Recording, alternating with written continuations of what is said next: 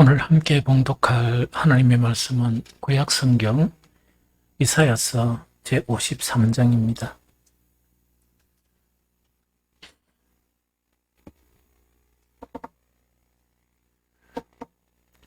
구약성경 이사야서 제53장.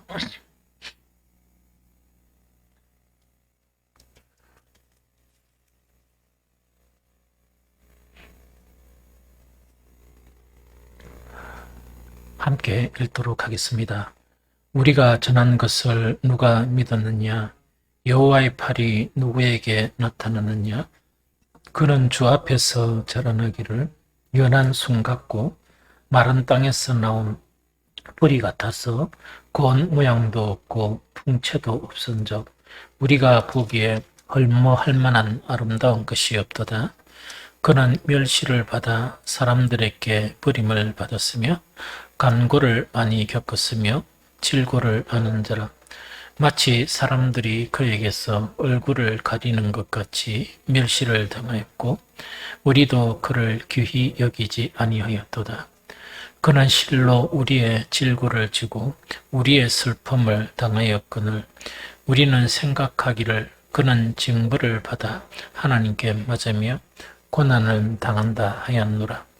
그가 찔림은 우리의 허물 때문이요 그가 상함은 우리의 죄악 때문이라.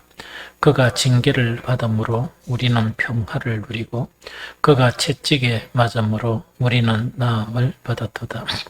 우리는 다 양 같아서 그릇 행하여 각기 제 길로 갔거늘 여호와께서는 우리 모두의 죄악을 그에게 담당시키셨도다. 그가 곤욕을 당하여 괴로울 때에도 그의 입을 열지 아니하였으며 마치 도수상으로 끌려가는 어린 양과 털 깎는 자 앞에서 잠잠한 양같이 그의 입을 열지 아니하였도다. 그는 곤욕과 신문을 당하고 끌려갔으나 그 세대 중에 누가 생각하기를 그가 살아있는 자들의 땅에서 끊어지면 마땅히 형벌을 받을 내 백성의 허물 때문이라고 하였으리라.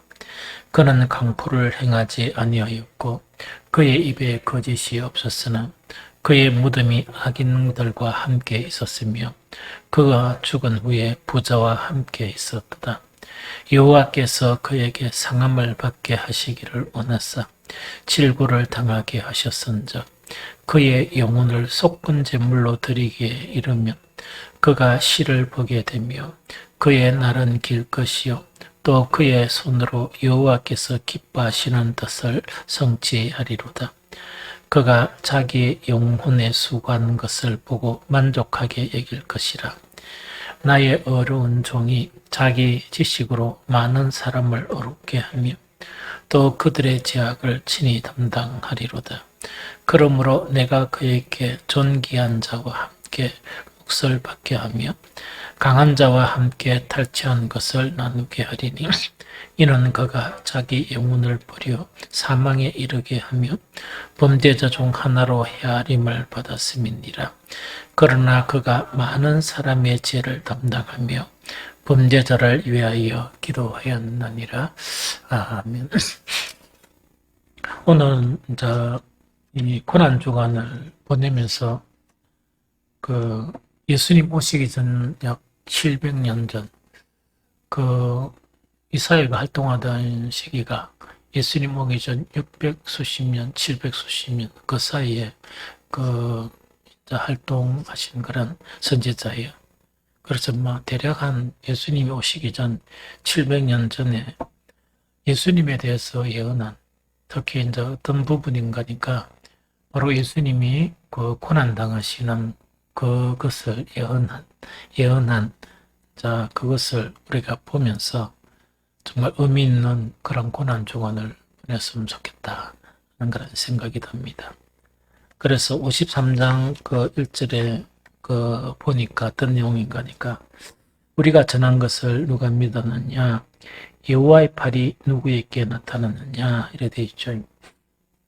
먼저 이 여호와의 팔이 여호와의 팔이라고 이제 이렇게 표현하는 것은 어떤 의미일 때 표현하는 거니까 여호와의 권능을 상징적으로 표현할 때 어떤 여호와의 팔 이렇게 하면서 특별히 그 여호와 하나님이 우리 인간 사이에 대해서 특별한 개입을 하실 때 이런 표현을 이렇게 쓰게 된다 하는 그 부분이에요. 그래서 여호와의 팔이 누구에게 나타나느냐 하는 것은 뭐냐니까 그 인간 역사 속에서 바로 그 예수 그리스도의 오심 이 자체를 그 이야기하면서 그 하나님에게서 특별히 하나님의 시간에 개입하는 그런 사건, 이 사건이 바로 예수 그리스도가 이 땅에 오신 그런 사건이다 하는 그 의미가 여호와의 팔이 이렇게 나타났다 하는 그 부분을 이야기합니다. 그러면서 그 예수 그리스도가 이제 이 땅에 오셨죠. 예수님이 이 땅에 오신 것에 대한 여러 가지 그런 표현들, 또 여러 가지 그런 그 성경에서 이야기하고 있는 그런 부분들인데 있지만은 특별히 그 예수님이 오시기 전에 그 약 700년 전에 그 예언한 그 내용 자체가 그 예수님의 모습이 어떤 모습이었느냐, 또 그 모습 때문에 그 사람들에게 어떤 대우를 받았느냐 하는 그것 자체가 우리가 읽었던 2절, 3절의 그런 말씀이에요. 그는 주 앞에서 자라나기를 연한 순 같고 마른 땅에 놓은 뿌리 같아서 고운 모양도 없고 풍채도 없은즉 우리가 보기에 흠모할 만한 아름다운 것이 없도다. 이것이 그 이사야가 예언한 앞으로 메시아가 이 땅에 오시면 즉 우리는 뭐 예수님을 이야기하죠. 예수님의 그런 모습 자체가 바로 이런 모습이다 하는 그거를 이야기해요. 그래서 고운 모양도 없고 또 풍채도 없고 사람들이 딱 보면서 뭐 감동이 되거나 아름답게 여기거나 하는 그런 모습 자체가 그런 모습은 아니었다는 그 이야기죠. 그래서 아마 그 유대인들이 기다렸던 것은 그들이 메시아를 기다리거든요. 이 메시아를 기다리는데 그 항상 누구를 생각하며 그 이제 기다리는 거니까 다윗을 생각하며 기다리거든요. 아주 그 아름다운 대왕 다윗, 정말 이 힘과 능력이 대단한 그 다윗을 이렇게 계속 연상하며 이렇게 이제 그들은 메시아를 기다려왔던 것 같아요. 그런데 사실은 예수님이 딱 오셨는데 그 모습 자체가 어떤 모습인가니까 그 모양도 없으시고 또 다윗처럼 이렇게 막 장군처럼 이런 풍채가 있었으면 참 좋겠는데 그것도 아니었던 것 같고 그래서 아마 그것은 그 이제 그 십자가 질 때는 그 원래는 그 죄인이 십자가 지면 자기의 그런 십자가를 자기가 지고 그 다음에 형장까지 가지고 가는 거예요. 그래서 보통 죄인들은 그래가 이제 자기 십자가를 지고 이제 형장까지 가져가는데 아예 예수님을 그 보니까 십자가를 질 상황이 아니셨던 것 같아. 그래서 대신 이제 다른 사람이 십자가를 지고 가는 그 형태를 보면 그 곤 모양도 없고 풍채도 없었다. 우리가 보기에 흠모한 만한 아름다운 것이 없다 하는 그 이야기죠. 그렇게 사람이 딱 보면서 정말 딱 이렇게 흠모할 만한 그런 그 예수님의 그 용모나 모습은 아니었다는 그거를 이야기하거든요. 그런데 다른 역사 그 자료에 보면 그런데 이제 우리가 그 예수님의 그 사진, 그 성화, 예? 성화, 그 그림 그리는 그걸 딱 보면은 이 금발머리에 아주 매력적인 그런 얼굴이잖아요. 그런데 이게 이제 그 전부 다 오류라는 것은 뭐냐? 우리의 마음 자체에서 기다리는 그 메시아가 유대인들은 다윗 왕과 같았다 그러면 그 예수님을 이렇게 믿으면서 항상 예수님의 이미지를 가지는 것이 그 부분이었는데 왜 그렇게 잘생기신 금발의 그런 모습이었나니까 그 모습 자체가 누구 그 보편적인 거냐니까 유대인이 아니고 이탈리아 남자예요. 이탈리아 남자들, 잘생긴 남자들 보면 정말 매력적이에요. 그래서 아주 매력적인 이 로마 시대에 이 매력적인 그 이탈리아 남자, 서로 잘생기고 선한 그 남자를 대상으로 또 머리도 그런 이제 그렇죠. 그렇다 보니까 그 대상으로 하다 보니까 그래요. 그래서 그 각국의 그이뭐 신학하는 사람들은 조금 이렇게 별난 사람들이 좀 있어요. 우리나라에는 그 예수님 성화를 그 이름을 잘 모르겠는데 어떻게 그렸냐. 옛날에 그 뭡니까 이렇게 이거 조선시대 갓이라 그럽니까? 갓을 쓰고 예수님의 성화가 있는 거 제가 그 신학을 하면서 봤어요. 보면 이제 그렇게 탁 해가지고 완전 딱 보면 유대는 광고도 없고 옛날에 조선시대 때 우리 그분들의 모습을 탁 하고 이렇게 이제 성화에 대한 부분도 있었다는 그 이야기죠. 그래서 용모 자체가 보면서 매력적이거나 끌리고 하는 그런 용모는 아니었다 하는 그거를 이야기하거든요. 그런데 이제 한 가지 이제 역사 자료에서 그 우리가 이제 이 보면 좀 놀라운 것은 이거예요. 이 폰디오 빌라도가 이 이탈리아 사람이란 말이야. 이탈리아 사람인데 그 이 양반이 어떤 식견과 또한 여러 가지가 풍부한 그런 사람이니까 유대 총독으로 이렇게 유대 총독이 되겠죠. 이 총독이 됐는데 그 총독이 로마 황제한테 이제 그 당시에 이제 뭐냐니까 로마가 그 이제 유대 팔레스틴을 지배하던 그 이제 로마 자체가 그 스스로 그 통치할 만한 병력이 없었어요. 그래서 본디오 빌라도가 이 백부장 정도라는 거는 겨우 그 뭡니까 그 유대 나라를 통치하는데 100명의 그런 군사 정도 있었던 것 같아요. 그러다 보니까 역사 자료에 보면 로마 그 황제에게나 그 주변에 군사를 보내달라고. 왜냐니까 폭동의 조짐이 있으니까 이 우리가 스스로 이 군사로는 지킬 수 없으니까 이 정원군을 보내달라고 요청을 하는데 그들은 계속 전쟁을 하고 또 로마가 정복한 나라를 이렇게 각 지역을 지키기 위해서 군사력이 상당히 부족했던가 봐요. 부족해가지고 거절을 당한 그런 상황이었거든요. 이 본디오 빌라도가 이제 예수님을 만났어요. 이 예수님을 딱 만났는데 그 본디오 빌라도가 그 가이사에게 이제 보고서를 쓰면서 어떻게 쓰는 거니까 유대에 일어났던 최근의 일에 대해서 이제 보고서를 올립니다 하면서 그게 뭐냐 예수 그리스도의 십자가 사건이에요. 거기에 대해서 상세하게 이렇게 이제 기록해가지고 그 황제에게 가이사에게 이제 보내게 돼요. 이 보내는데 그 자료가 뒤늦게 발견이 됐던 거야.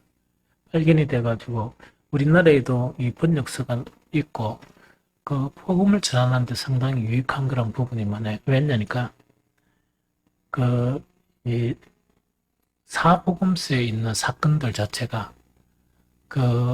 이 본디오 빌라도의 보고서에 그 내용들이 많이 기록되어 있습니다.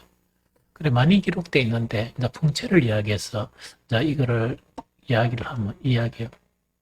이 빌라도 자체가 상당히 용맹스러운 사람이었고 겁이 없는 그런 사람이었고 이런 사람이었다고 자기 자신이 소개해요.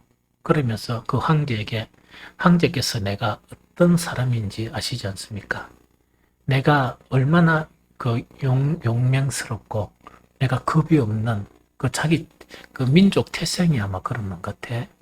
그래서 그런 사람이지 않습니까? 이랬는데 이 예수님이 예수님하고 빌라도가 한번 만나는 그런 사건이 있었던가 봐. 그걸 보고서에 딱 보니까 예수님이 딱 들어오는데 이 빌라도가 온몸이 굳어버린 거. 벌벌 떨면서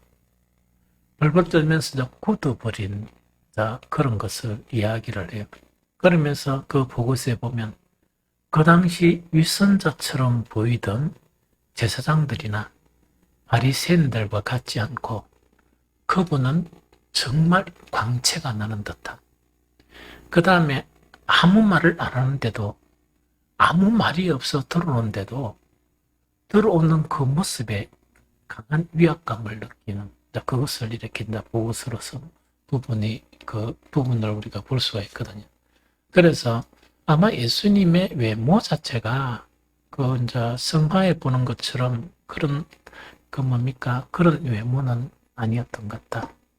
그렇지만 그런 외모는 아니었지만 예수님이 풍기는 그런 어떤 군이나 그런 위압감이나 이거는 그래도 조금 식견이 있고 아주 막대 먹은 그런 사람들이 아닌 이상은 이제 그런 형태를 느낄 수 있는 이 품성이나 그런 것이 나타나는 그런 분이었다 하는 그 부분이거든요. 그런데 특히 이제 예수님은 그런 풍채도 그런 건데 예수님의 생애 자체를 보면 정말 이 존경할 만한 내용이나 흠모할 만한 그런 내용 자체가 없거든요. 예수님은 사실은 흑간에서 나셨거든요. 이 흑간에서 나셨을 뿐만 아니고 예수님은 가난한 목수의 아들로서, 또한 옛날에 패션 오브 크라이스트에 보면 안 맞는 이 탁자를 만드는 그 예수님을 보거든요. 그래서 아주 가난한 그 목수의 아들로서 이 목수의 일을 하는 그런 삶을 사셨거든요. 또 그것뿐만 아니고 예수님의 전 생애 자체가, 그래도 우리는 뭡니까? 이 실집이 있고 이렇잖아요. 뭐 집이 어떻든 간에 그것도 천차만별이지만 예수님은 이 세상에서 물이 들 곳이 없는 그런 인생을 사셨거든요. 또 뿐만 아니고 오늘도 이게 나타나지만 53장에 보면 9절에 보면, 오늘 읽었던 9절에 보면 그가 강포를 행하지 아니하였고 그의 입에 거짓이 없었으나 그의 무덤이 악인들과 함께 있었으며 그가 죽은 후에 부자와 함께 있었도다. 이때 부자와 함께 있었다는 것은 부자의 무덤에서 장사되었다는 그 내용이에요. 이게 무슨 뭔지 알겠죠? 부자의 무덤에서 장사되었다는 그 내용이거든요. 그럼 이건 뭐냐니까 예수님의 인생 자체가 어떤 인생을 사시냐니까 고운 모양도 없고 풍채도 없고 사람들이 보기에 흠모할 만한 아름다운 것도 없었을 뿐만 아니고 흑간에서 탄생이 흑간에서 나셨고 가난한 목수의 그런 아들로 이 세상에서 물이 들 곳이 없는 그런 인생이었고 심지어 그의 이 장사마저도 남의 무덤에 장사 지낸 바 되는 그분이 바로 예수님이셨다 하는 그거를 이사야는 이미 예수님이 오시기 전 700년 전에 이미 예언을 하셨다는 그 이야기. 참 충격적이죠. 그래서 사실은 예수님의 생애를 보면 이와 만난, 너무나 만난 그런 모습이었고 또 그런 인생을 사셨다는 그 이야기죠. 그래서 이런 예수님의 그 모습, 예수님의 배경 환경 때문에 사람들은 예수님을 어떻게 이렇게 대했느냐 하는 그거를 이야기해요. 이거는 오늘 그리스도인들이 참 반성을 많이 해야 돼요.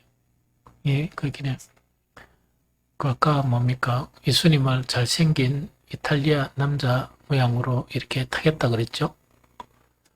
로마 사람들만 그런 게 아니고 오늘날 교회 다니는 사람도 그런 식으로 이미지를 만들어요. 예수님하고 전혀 관계없는 예수님을 가지고 있다.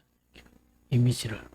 그러다 보니까 그 믿음이나 신앙이 참으로 예수님 원모습하고 다른 것을 자기는 가지고 있으면 그 가지고 있는 그분이 예수님이겠습니까? 우상이겠습니까? 참 있는데 좀 끔찍하죠. 그런데 그렇게 사는 사람들이 되게 많아요. 만약에 사는 모습을 보면 그렇거든요. 그래서 예수님의 모습이 이런 모습이다 보니까 3절에 보니까 이제 예수님은 어떤 대우를 당하셨느냐. 그런 멸시를 받아 사람들에게 버림을 받았으며 강구를 많이 겪었으며 질구를 아는 자라. 마치 사람들에게 그에게서 얼굴을 가리는 것 같이 멸시를 당하였고 우리도 그를 기이 여기지 아니하였도다 하는 그 이야기죠. 그러면 예수님은 뭐냐니까 이런 배경과 이런 모습 때문에 사람들에게 무엇을 받았다? 이 멸시를 받았고 또한 여러 가지 어려움을 당하게 되고 뿐만 아니고 귀하게 여기지 않았다는 이야기거든요. 그래서 단지 귀하게 여긴 것은 뭐냐니까 예수님이 가지고 있는 이 능력 때문에 그것이 필요한 사람들에게는 그것뿐이었지. 막 거기서 이 운집했던 사람들이 그 나중에는 어떻게 되는 거니까 바로 예수님을 십자가에 못 박게 되는 그 대열에 선 사람들이 대부분이거든요. 참 이래 좀 이상하죠. 그래서 어쨌든 간에 사람들에게 그 멸시를 받았고 또 간고를 많이 겪었다 하는 것은 이때 간고라는 것은 뭘 이야기하는 거? 슬픔을 이야기해요. 이 슬픔을 이야기하는데 예수님의 인생 자체는 끊임없는 슬픈 인생이었다. 슬픈 인생이었다. 이거거든요. 근데 이거를 막 우리가 이 세상 살면서 울고 그 슬픔이 아니고 예수님이 공생의 삶을 살면서 참 이 슬픔이었다 하는 것 자체가 뭔가니까 예수님은 스스로 예수님의 모습은 사람들에게 흠모할 만한 모습은 아니었고 예수님의 배경 자체는 뭐냐니까 정말 이렇게 사람들이 절대로 존경할 만한 그런 배경은 아무것도 없었거든요. 그래 아무것도 없었거든요. 아무것도 없었지만 예수님은 예수님 스스로를 아시거든요. 하나님과 함께 계셨다가 나는 온자다. 즉 하나님의 보내신 자일 뿐만 아니고 나는 하나님의 아들이고 그들이 기다리던 메시아, 즉 다윗과 같은 모습은 아니었지만 그들이 기다렸던 그런 메시아다 하는 것을 이제 다 알고 있잖아요. 그런데 문제가 그 유대인들의 이 집권자들이라는 것은 정치적으로나 안 그러면 사업적으로나 종교적으로 모든 권한을 다 가지고 있는 그들에게서 철저히 배척을 당하는 거예요. 철저히 이제 배척을 당하거든요.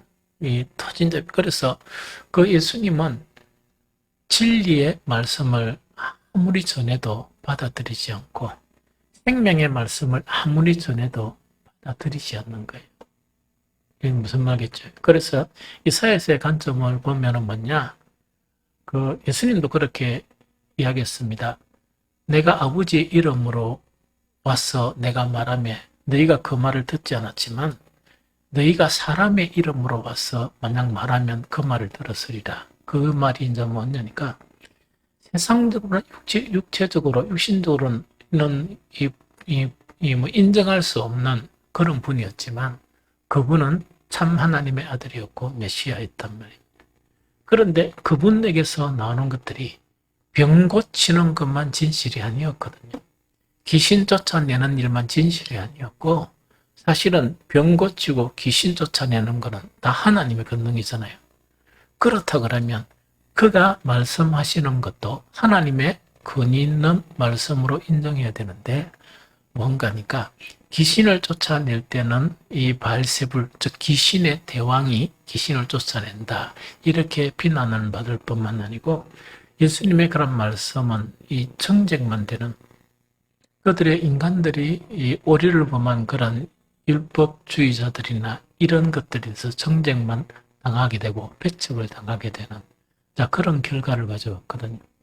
그러다 보니까 어느 누구도 진실된 부분을 이렇게 받아들이지 못했거든요. 특히 예수님이 십자가에 달리기 전까지 그 제자들도 마찬가지였어요.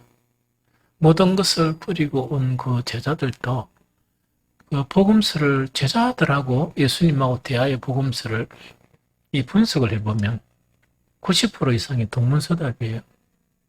예수님은 동정을 이야기하면 그들은 서쪽을 이야기하고 예수님은 영을 이야기하면 그들은 받아서 이렇게 하는 것이 육을 내세우는 거예요. 그러면 예수님의 그 인생이 얼마나 슬프겠느냐. 이걸 해상해 보면 돼요. 에레미야 선지자가 다른 모든 선지자들이 있는데 바빌론이 이제 침공합니다. 침공하는데 예레미야가 뭐라고 얘기하는가? 바벨론 왕에게 항복을 해야 된다. 그 메시지를 전해요. 바벨론 왕에게 항복을 해야 되고 또 포로로 끌려가면 포로로 끌려가야 되고 뭐 이걸 갖다 막 전하게 되거든요. 그런데 다른 거짓 선지자들은 뭐냐? 하나님의 성전이 있는 예루살렘 성전은 누가 지킨다고요? 하나님이 지킨다. 그 메시지를 전하는 거예요. 그런데 사람들이 보니까 뭐가 맞을 것 같습니까? 하나님의 성전을 하나님이 지킨다. 그래서 절대로 아무 문제도 없다 하는 것 자체를 받아들이죠. 남쪽 유다 이 마지막 왕이 시드기야 왕이에요.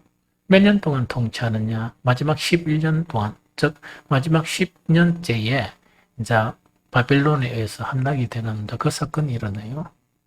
이 시드기야 왕 자체가 대혼란을 겪는 거예요. 그럼 성경에도 보면 나타나는 대혼란을 겪으면서 그러니까 이 모든 선지자들이 하나님의 성전은 하나님이 지킨다 이렇게 하는데 유독이 누구만 예레미야만이 뭐냐니까 왕이여 나가서 항복하소서 이러거든. 얼마나 혼란이 일어나겠습니까? 예수님의 그런 복음 자체가 왜 하나님 아들로서 정말 이 구원의 말씀을 전하는데 아무도 받아들이지를 않아요. 자기를 따르는 제자들도 그 예수님이 전하는 것은 영의 말씀을 전하는데 제자들은 무엇을 기대합니까? 육을 기대하면서 그 말씀을 전하는 거예요. 그 동문수답이 되고 항상 엇박자가 나타나죠. 그러나 그 제자들은 나중에 성령을 받고 난 이후에 예수님의 말씀을 기억하게 됩니다. 기억하면서 육신적으로 받아들였던 모든 말씀을 영으로서 재해석을 하는 그런 역사가 일어나게 되죠. 그래서 그게 이제 복음이 되고 또 성경이 되고 하는 것을 우리가 이해할 수가 있죠. 그래서 어쨌든 간에 그 예수님의 오심 자체가 바로 이런 모습이다 하는 그 이야기입니다. 그래서 신약에서는 이 사건을 베드로는 처음에는 몰랐죠. 성령을 받고 난 이후에 이제 알게 됐던 거야. 그래서 이렇게 고백하는데 베드로전서 2장 4절 5절 사람에게는 버림바 되었으나 맞죠? 쥐도 버렸잖아. 이렇게 해놓고 쥐도 버렸단 말이야. 쥐도 나는 예수의 제자가 아니다 하면서 막 부들부들 떨면서 그래 도망갔잖아요. 그러자고 했던 거는 이제 성령을 받고 난 다음에 이제 알게 되었던 거라. 베드로전서 2장 4절 5절 사람에게는 버림바가 되었으나 하나님께는 택하심을 입은 보배로운 산돌이신 예수께 나아가 너희도 산돌같이 신령한 집으로 세워지고 예수 그리스도로 말미암아 하나님이 기쁘시게 받으실 신령한 제사를 드릴 거룩한 제사장이 될지니라.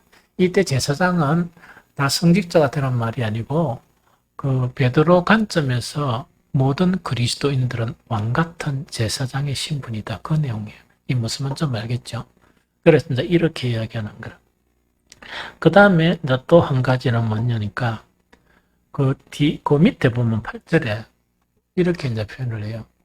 예수 그리스도를 어떻게 표현하는가? 부딪히는 돌과 넘어지게 하는 바위 이렇게 표현하거든. 그렇게 예수님은 생명의 말씀을 전했는데 이 누가 부딪힌다고요?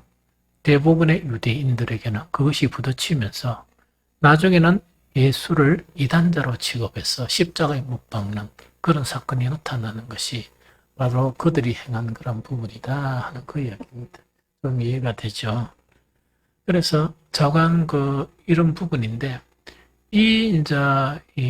이사야서 53장 2절 3절에서 우리가 약간 반성을 좀 해야 된다는 그 자체가 뭐냐니까 아까 제가 뭐냐니까 예수님은 유대인이거든요. 이탈리아 사람처럼 그렇게 잘 안 생겼거든요.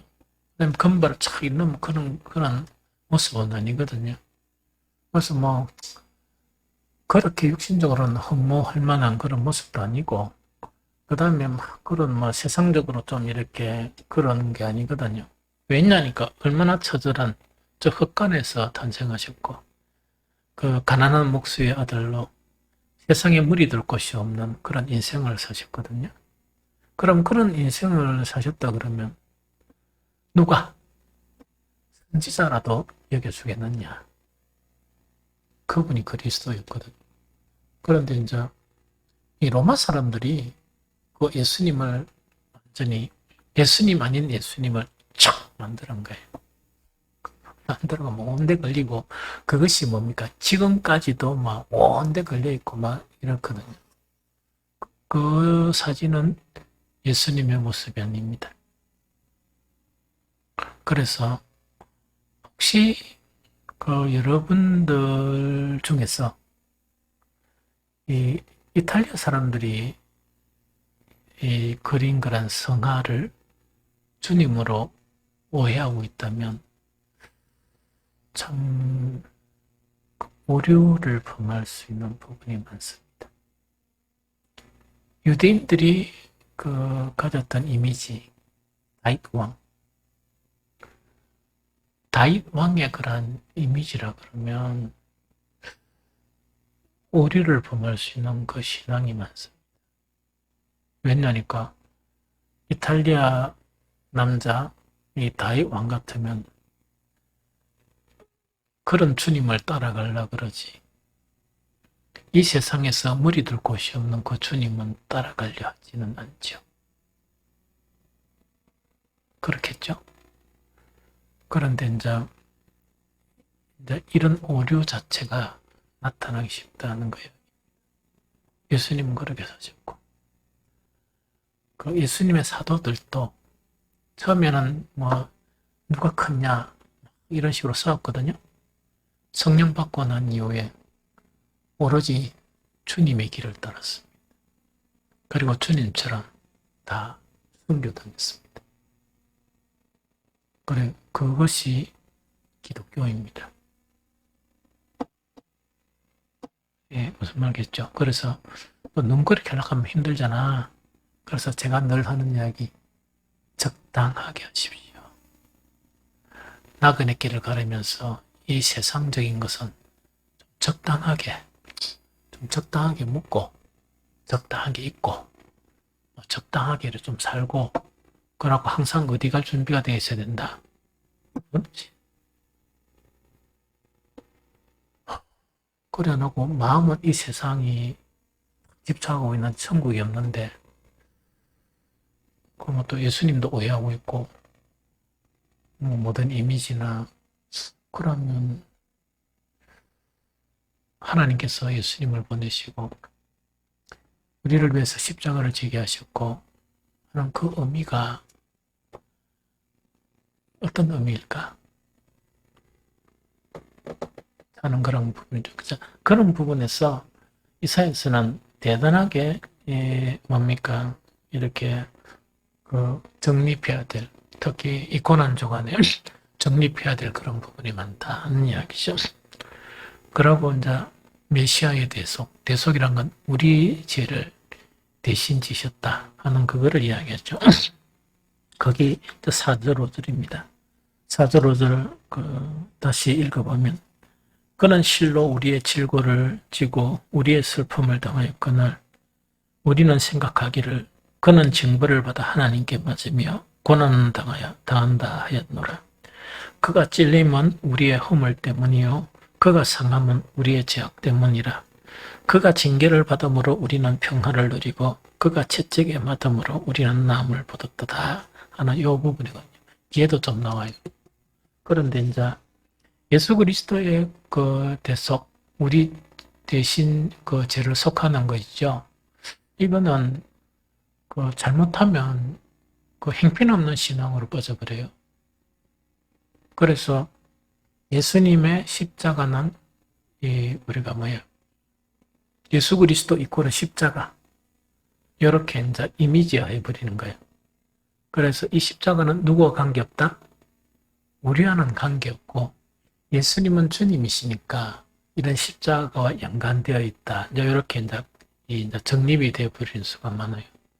그래서 이렇게 되면 참 이렇게 혼란된 그런 신앙으로 빠진다는 이야기죠. 그래서 이사야는 예수님이 오시기 전 약 700여 년 전에 정확하게 지적을 하는 거예요. 예수님의 고난과 예수님의 십자가는 우리가 져야 될 십자가고 우리가 당해야 될 고통이고 우리가 받아야 될 저주다. 이것을 대신 예수님께서 담당하셨다. 요렇다는 사실을 이야기하는 거예요. 그런데 우리가 이걸 또 읽으면요. 우리는 아는 것처럼 이라지만 그 진실한 신앙이 아닌 사람들은 똑같이 행동해요. 이게 이제 뭐냐니까 그는 실로 우리의 질고를 지고 정말 우리의 슬픔을 당하였거늘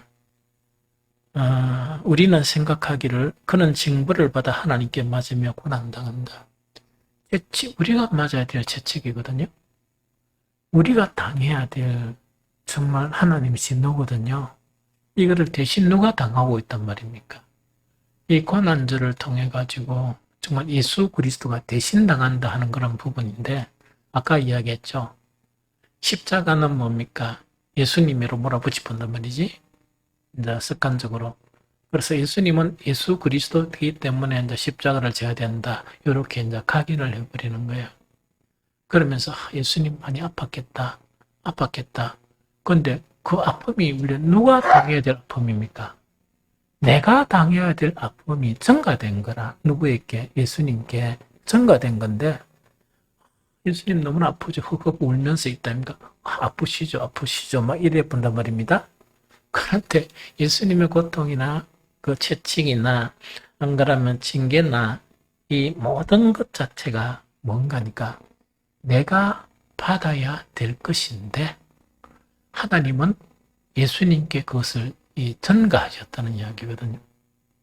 그러면은 이에 대한 반응이 왜 됩니까? 나는 정말 죽어야 될 놈인데 정말 예수님의 놀라운 은혜로 나는 그런 어려움도 안 당하고 예수님을 믿는 그것 때문에 어렵다 인정을 받았다. 그 이야기죠. 나는 채찍 안 맞지 않고 나는 십자가만 지고 나는 고통만 당하고 이렇게 해줬다 그러면 그런데 쟤는 누구 겁니까? 내 거였잖아. 내게 전가되어 가지고 예수님이 고통을 받으셨죠. 그러면 그 개입 사이에 이 사이에 뭐가 나오겠습니까? 이 놀라운 그 예수 그리스도의 은혜 있죠. 그 은혜가 우리 이 모든 이 마음이나 생각과 지식에 충만해져야 되잖아. 그죠? 그러다 보면 신앙생활 딱 하면 힘들 때도 있고, 맞죠? 오해받을 때도 있고, 욕먹을 때도 있고, 고통받을 때도 있죠? 그러면 그때 뭐냐니까, 보통 약간 분리돼 버린 사건이 있죠. 예수님 자체가 예수님이기 때문에 십자가를 지셨다 이렇게 돼버리면 내 죄나 내 징계가 내가 받아야 할 징계나 이것이 전가된 사항이 아니라 그러면 우리 연애가 막 이렇게 음식은 뭐냐 학교 간다고 막 뒤에도 자고 이래가 시간까지 뭐 해가지고 이것도 치다가 찬양도 했다가 뭐 프로젝트도 했다가 막 이랬다 가는데 누군가가 뭡니까 무슨 뭘 건다 하노 막 그렇게 한다 그죠? 딱 하면 왜 되는가 하니까 그 진실된 신앙 같으면 누구를 생각하겠습니까? 주님을 생각하지. 주님을 생각하면서 내가 당하는 오해나 고통이나 알아주지 못하는 거나 여러 가지가 있다고 그죠? 그거는 주님이 당하신 것을 비교하면 나는 아무것도 아니다. 이래가지고 계속 넘어갈 수가 있죠. 그런데 그것이 없으면 뭐냐니까? 내가 왜 욕을 얻어먹어야 되고, 내가 왜, 그죠? 내가 나이가 몇 살인데, 밖에 나면 얼마나 재밌게 놀 수 있는데, 이런 거 있죠, 그죠? 그런 식으로 되면 그게 이제 뭐냐니까 아까 이야기했죠. 그 십자가가 나와 원한 십자가 되어버린다는 이야기입니다. 우리 언젠가 주일인가 언젠가는 모르겠지만 저는 것처럼 십자가는 두 개가 있어요. 하나는 주님이 지신 십자가가 있고 하나는 예수 그리스도를 따르기 위해서 내가 지고 가야 할 십자가가 있습니다. 그 십자가가요, 직분에 따라 달라요. 목사가 지어야 될 십자가가 있고 사모가 지어야 될 십자가가 있고 장로가 지어야 될 십자가가 있고 안수집사, 권사 다 십자가 다 주어져 있습니다. 물론 십자가의 무게는 좀 다르겠지만 그 십자가를 어떻게 질 수 있느냐? 바로 예수 그리스도의 십자가로 은혜로 말미암아 나는 질 수 없는데 하나님의 놀라운 능력과 은혜로 그걸 지고 살아가는 것이 그리스도인들의 모습이에요. 좀 이해가 되겠죠? 그것을 우리에게 가르쳐주고 있습니다. 저는 개인적으로 목사가이고 살아온 인생 자체가 가장 좀 싫어하는 사람이 누구냐니까 무책임한 사람.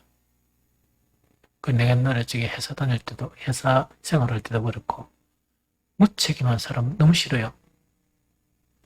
너무 싫거든요. 그런데 사회생활할 때도 그런데 교회 안에서는 뭡니까? 책임을 능가하는. 우리는 인내해야 되고 정말 살아내야 되고 하는 것들이 너무 많아요. 누구 때문에? 예수님이 지신 내가 져야 될 그 십자가를 대신 지신 십자가 때문에 그래요. 예수님이 지신 십자가고 우리가 각각 우리가 져야 될 십자가 있죠. 그거는 현격한 차이가 납니다. 현격한 차이가 나요.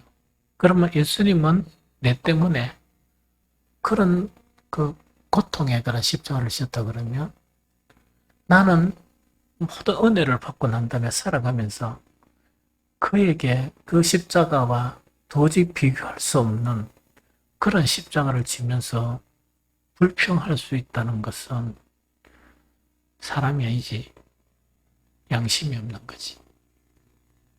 그렇죠. 아니 그렇게 하나님의 은혜를 깨닫고 그리스도의 은혜를 깨닫고 그렇게 만약에 반응을 보인다면 그가 깨달은 은혜는 가짜고 그가 가진 믿음은 가짜 믿음. 진짜 믿음은 그럴 수가 없지. 진짜 믿음은 양심이 조금이라도 살아있다면 그렇게 반응할 수가 없지. 무슨 말인지 알겠죠? 그래서 그것을 지금 심각하게 가르치는 것이 바로 이 부분입니다. 그래서 그리스도의 대속은 우리가 당해야 될 육체와 영혼의 고통, 우리의 슬픔, 우리가 맞아야 될 채찍, 우리가 받아야 될 모욕, 형벌, 이것을 무엇 때문에? 내 죄 때문에 대신 받으셨다 하는 그거를 이야기하거든. 그런데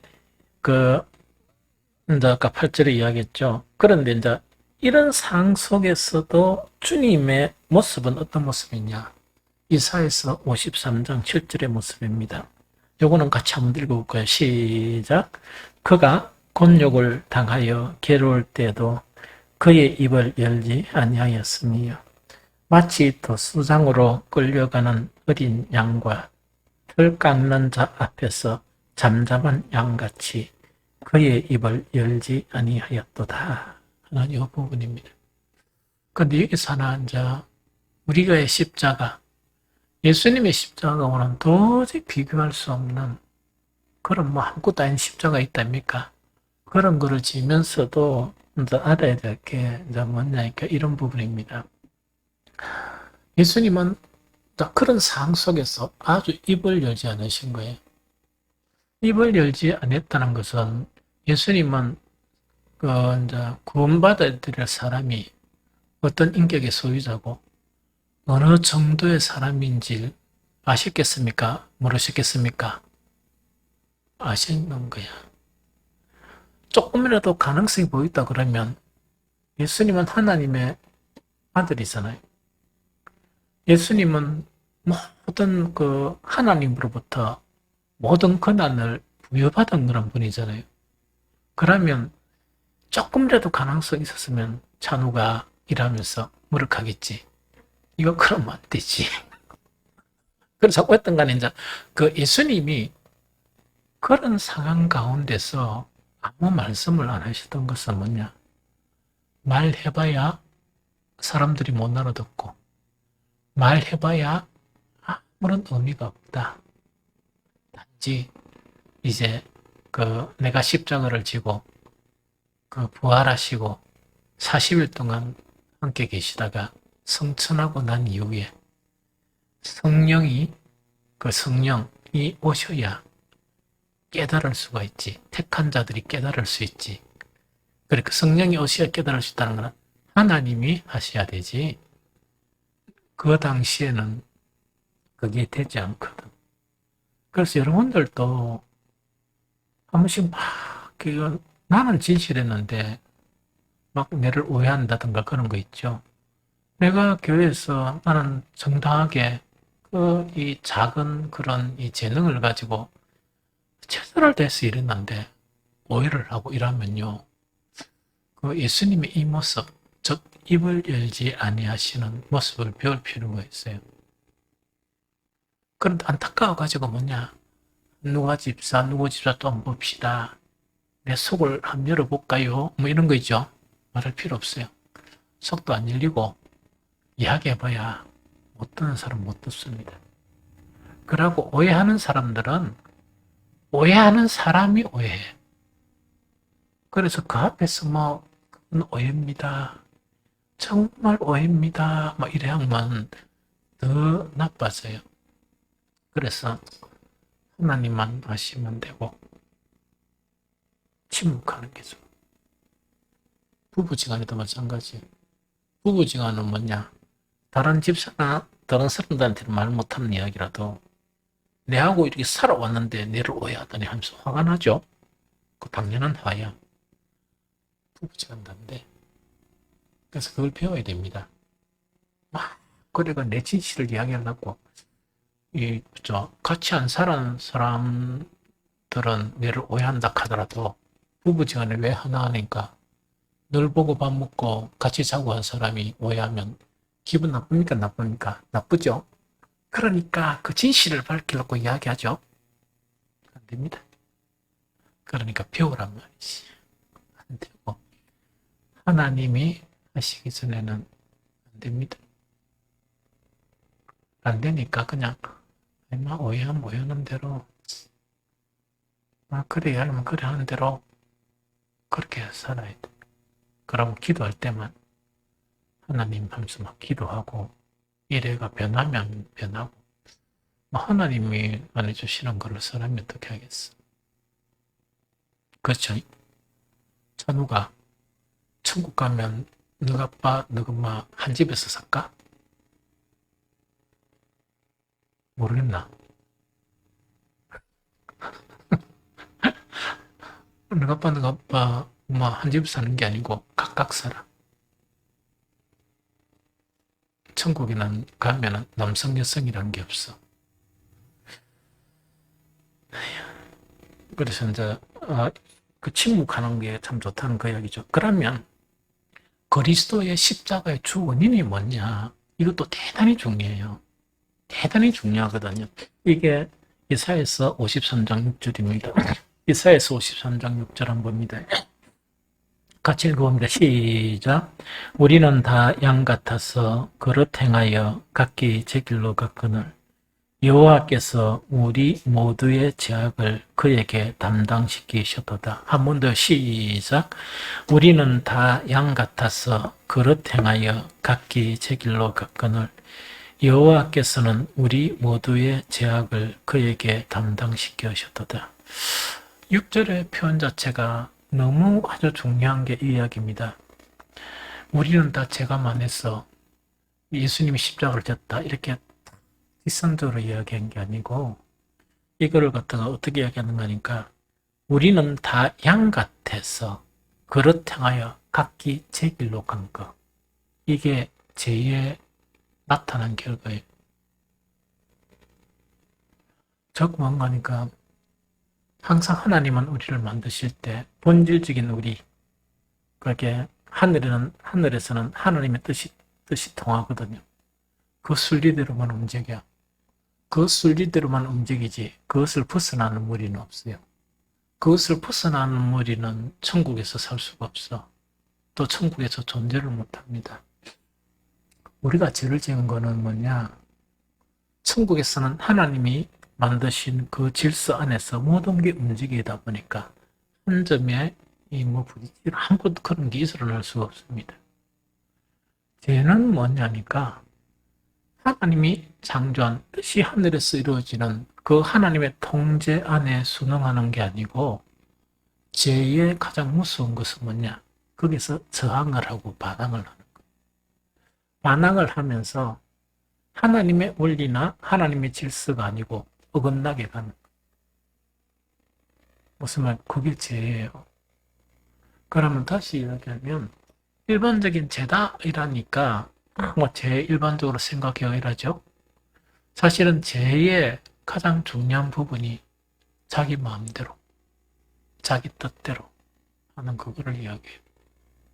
그것 때문에 예수 그리스도가 십자가에 못 박히셨습니다. 이해가 되죠? 그러면서 우리에게는 이 복음의 말씀을 주시는 거야. 복음의 말씀이 하나님의 질서고 하나님의 통치고 하나님의 원리를 이야기합니다. 이해됩니까? 그러면 우리가 아무것도 안 하고 어렵다 인정함을 받았죠. 우리는 어렵다 인정을 받는 구원의 단계에 들어가면 당연히 어떻게 살아야 된다? 우리 멋대로 살지 않고 어디 해야 된다? 하나님의 통치의 원리대로 순응하며 살아야 되거든요. 그런데 그 삶의 모든 원리들은 옛날 습성 있죠. 제 습성. 내 맛대로 살고 내 이름대로 살고 그래 살고 예배만 와서 드리고 이런 거 있죠. 그 찬웅이 네가 하나님의 천사라 그러면 그 사람을 그리스도인이라 이야기하겠나? 아니라 이야기하겠나? 편안하게 이야기해봐. 아이가. 그럼 니는 그래 하지 마라. 그래 살면 안 돼. 그런데 그렇게 사는 사람들이 너무 많아. 너무 많다. 이 비중이 되게 많으면 그때 교회를 타락했다. 이렇게 이야기하고 또 너무 많으면 암흑시대다 이래 이야기해요. 그래서 중세 암흑시대 천년은 그 보통 시대와 사이는 똑같았어요. 그런데 뭐가 더 어두웠다? 교회가 어두웠다. 거기는 하나님의 진리 자체를 변질시켰다는 얘기죠. 오늘날도 그 정도는 아니지만 거의 못지않습니다.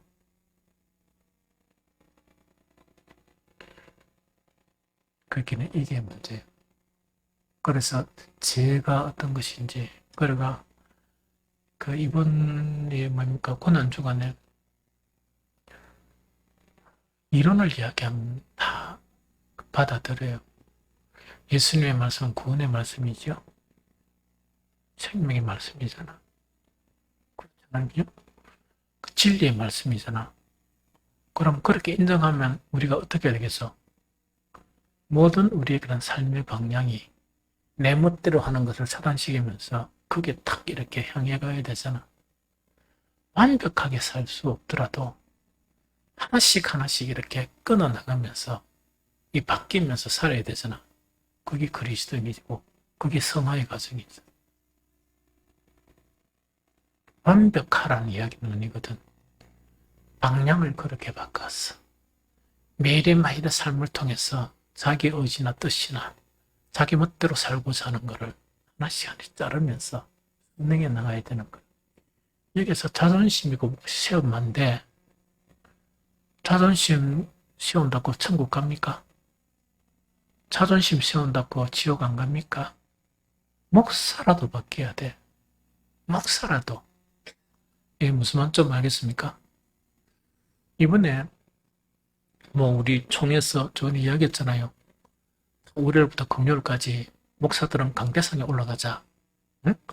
그럼 딴 목사는 잘 됐다. 우리 이런 일을 계속 합시다. 막 이렇게 했지만 속으로 어떻게 생각하니까 계속 이렇게 하고 있는데 좀 어쩌란 말이고 이랬단 말이야. 딱 했는데 첫날부터 무너진 거예요. 무너졌다는 건 뭐냐? 기도 시간을 안 가졌다는 이야기가 아니고 또 바르게 해야 될 부분이 있는 거예요.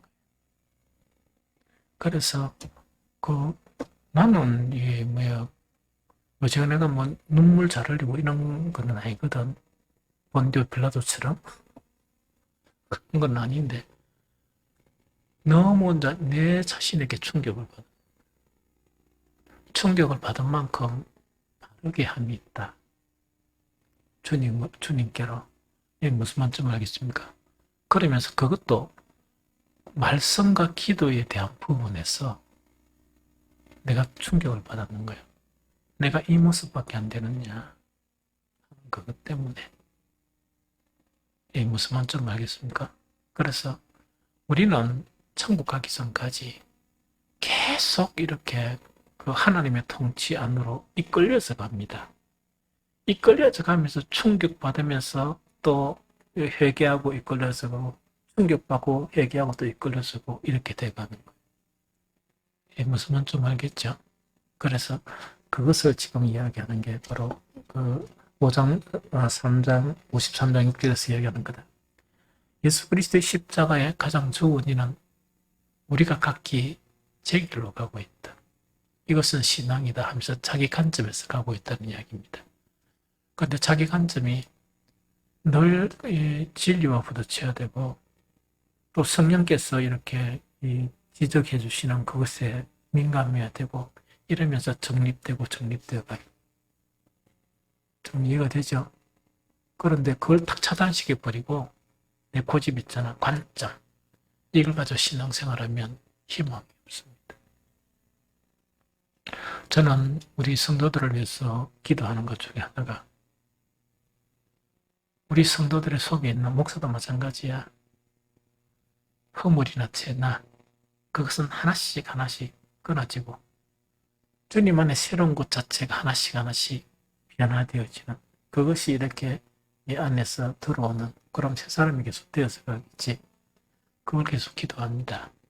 왜냐니까 그리스도인은 변해가는 사람이라. 교회도 변해가는 교회라. 예, 무슨 말겠죠? 우리가 장로교는 뭡니까? 개혁주의라. 리폼드. 계속 이렇게 새롭게 바뀌어가는 게 장로교회라.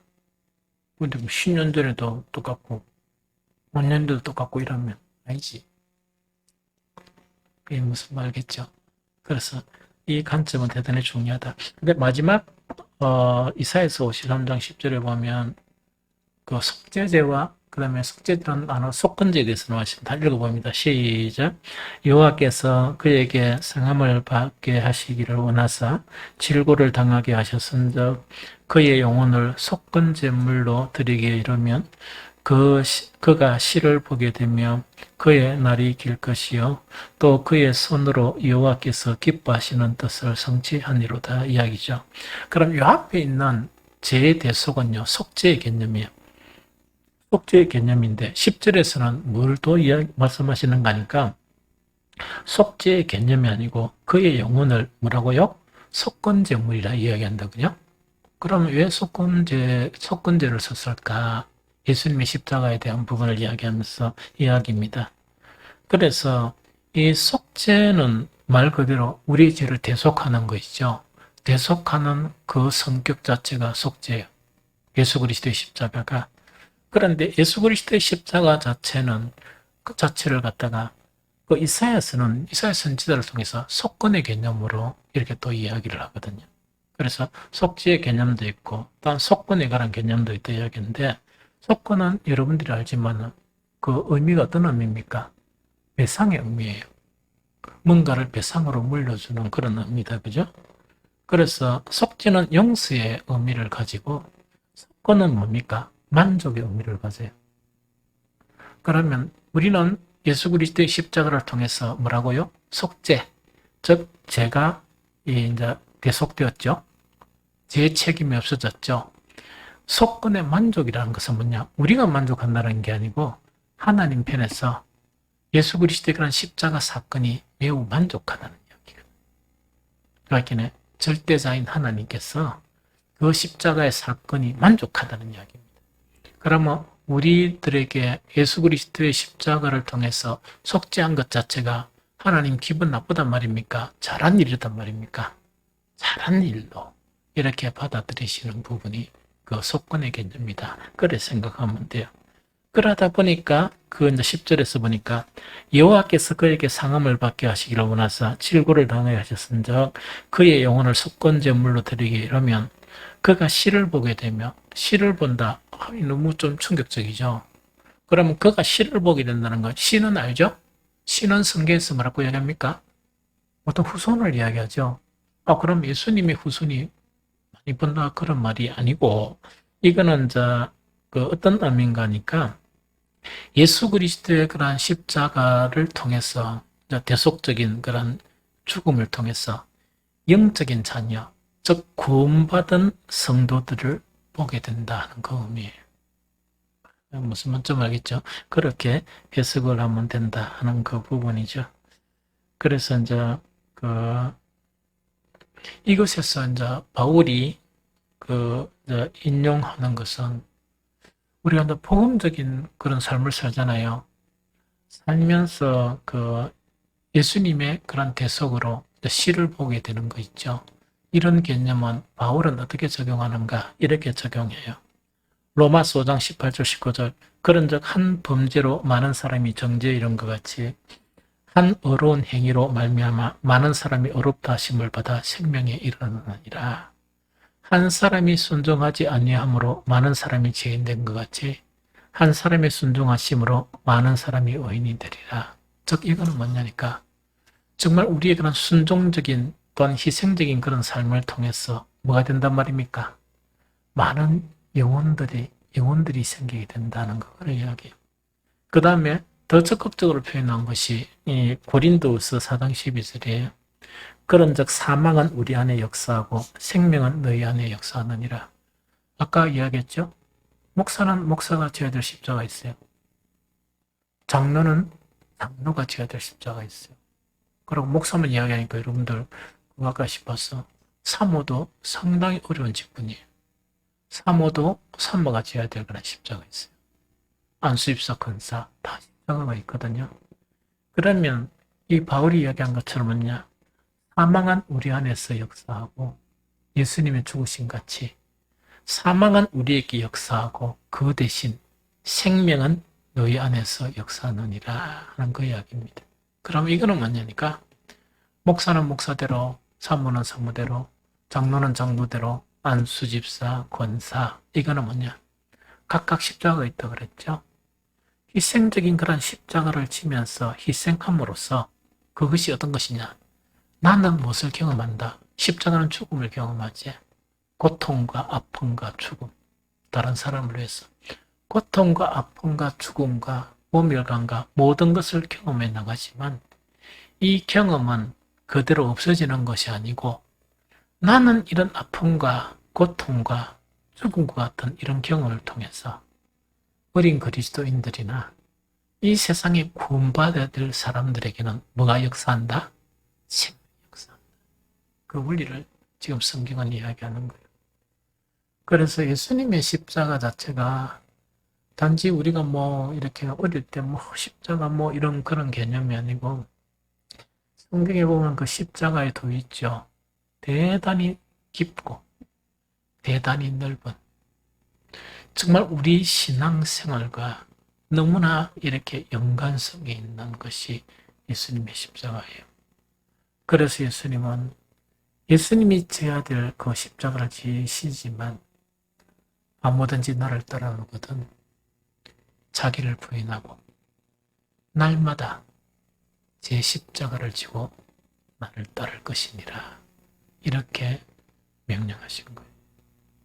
그래서 이런 예수님의 그런 십자가의 도가 새롭게 되어서 지금까지도 잘 살아왔지만 앞으로 남은 인생이 십자가의 이 도에 참여하는 그런 우리의 삶이 되었어. 이제는 정말 우리 속에서 고통과 사망과 슬픔과 여러 가지를 아픔과 이런 것들을 경험하면서 생명들을 잉태해 나가는 아주 가치 있는 저와 여러분들이 되시기를 예수 그리스도 이름으로 축복합니다.